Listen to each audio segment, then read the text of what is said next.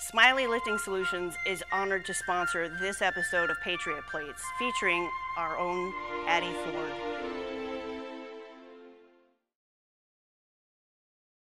Let every nation know, whether it wishes us well or ill, that we shall pay any price, bear any burden, meet any hardship,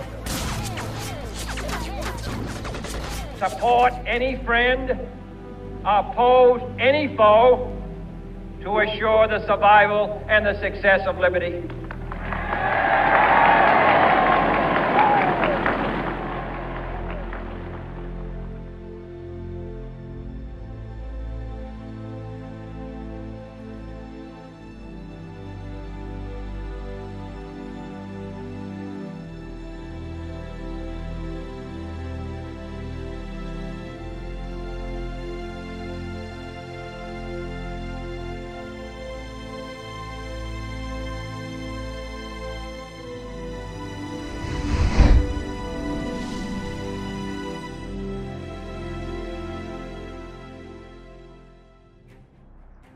Being in the military is being a part of history. And with approximately 18 million veterans in the United States, each one has a story.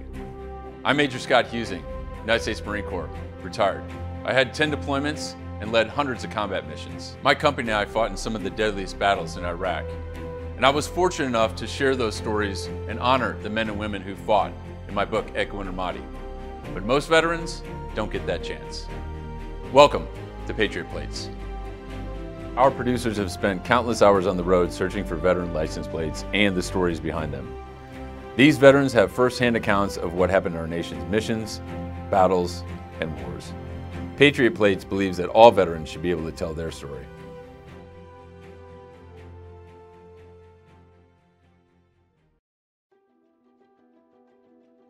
So my dad actually watched a lot of Civil War movies with me around as I was a little girl. So it was just really the movies, I think, that really got me interested in it. I wanted to go to war. The end of high school started coming around, everyone's filling out applications for colleges and everything, and I said, nope, I'm going to the military. My mom had convinced me not to join, so I ended up enrolling into beauty school. I don't know why. I was never really interested in beauty school, but I had no idea what I wanted to do. So my motivation didn't, last very long in it. I was on my way home from school one night and I just stopped into a Army recruiting office and asked them what was available the soonest that didn't involve me sitting at a desk. It happened to be an 89 Bravo ammunition specialist. I was able to leave in, I think, 2 months. And I didn't tell my mom that I was leaving till about 2 days before. That was when I was 18 years old.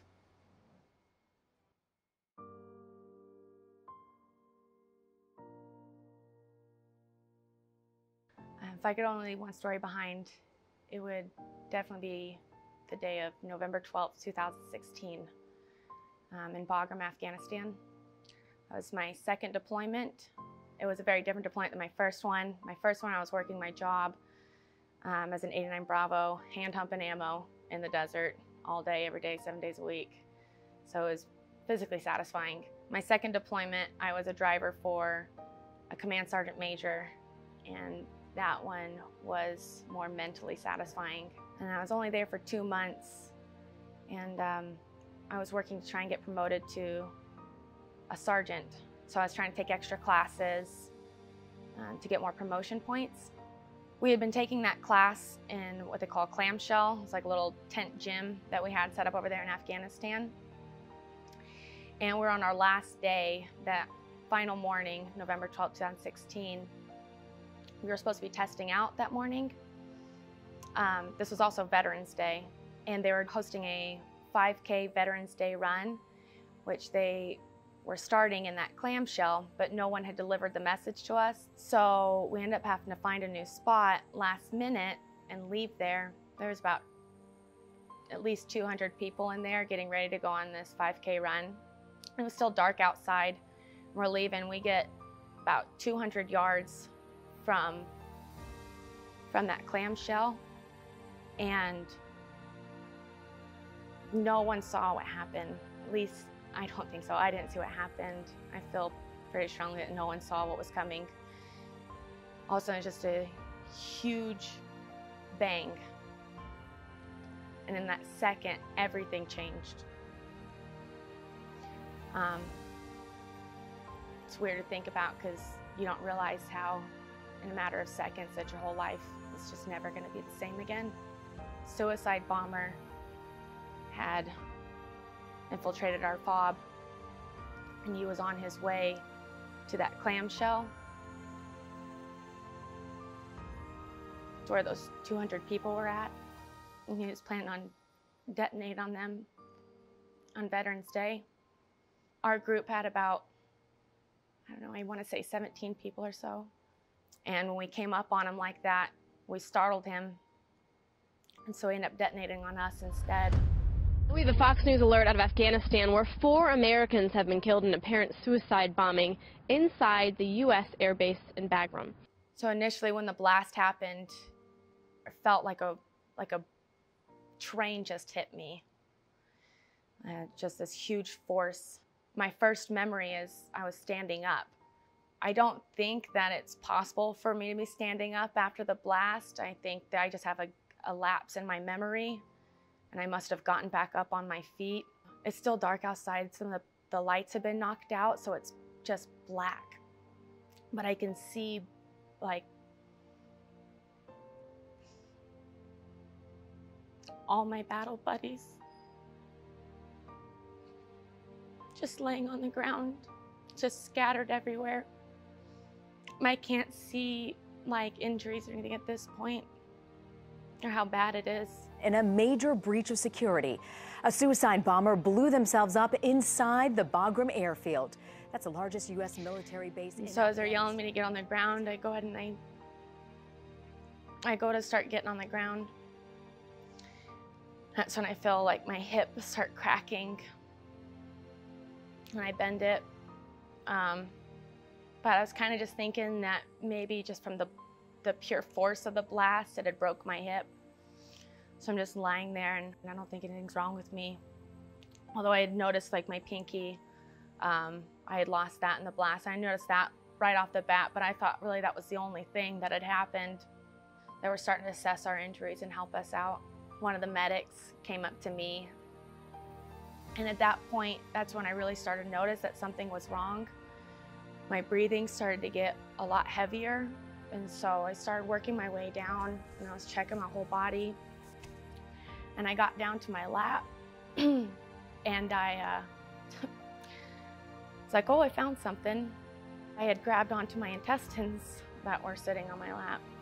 The shrapnel ended up penetrating my lower abdomen. It went through my intestines, my hip, my back, my spleen. Afghan officials believe the suicide bomber entered on foot and bypassed security by hiding among local Afghan staff members reporting for work this morning. Once inside the base, he successfully detonated his explosives. That day, we lost 4 people, 2 civilians and 2 service members. And a couple days later, another one of our service members lost their lives in the hospital.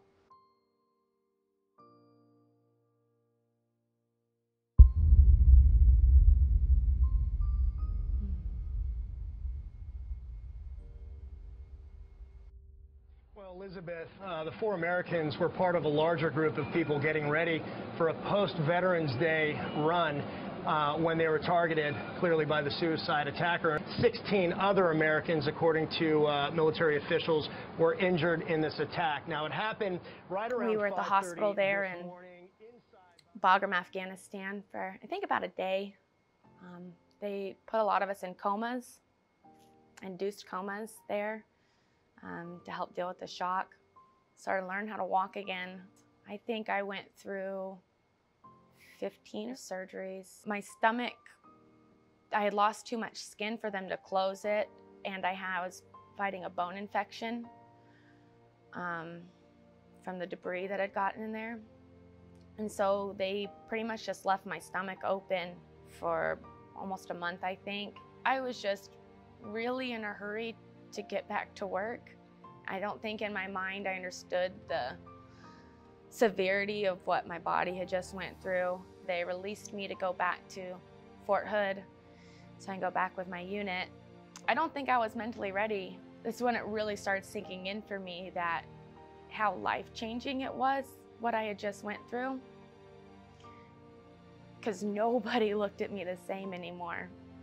For the most part, I felt like I came out on like the winning side of it, like it could have been so much worse.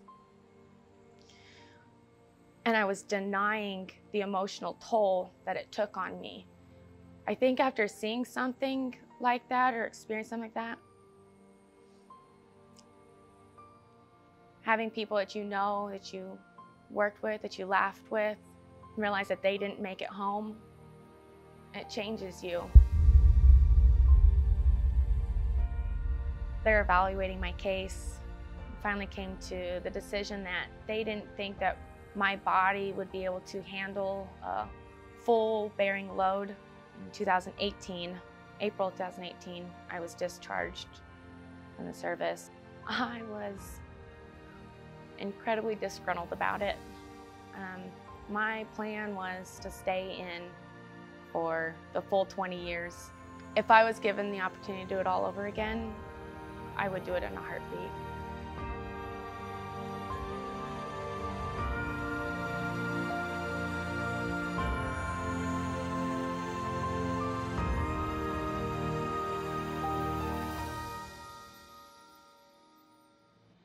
Patriotism to me is the feeling of having great honor for where you come from and wanting and willing to do anything to be a part of upholding that honor.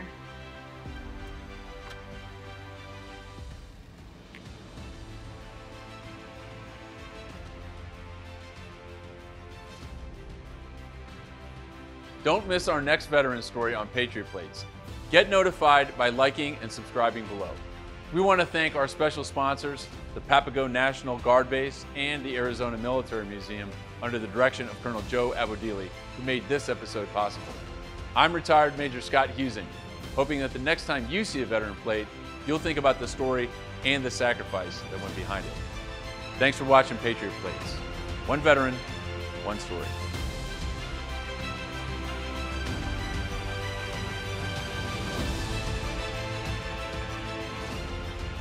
Smiley Lifting Solutions is proud to provide lifting services to our U.S. military.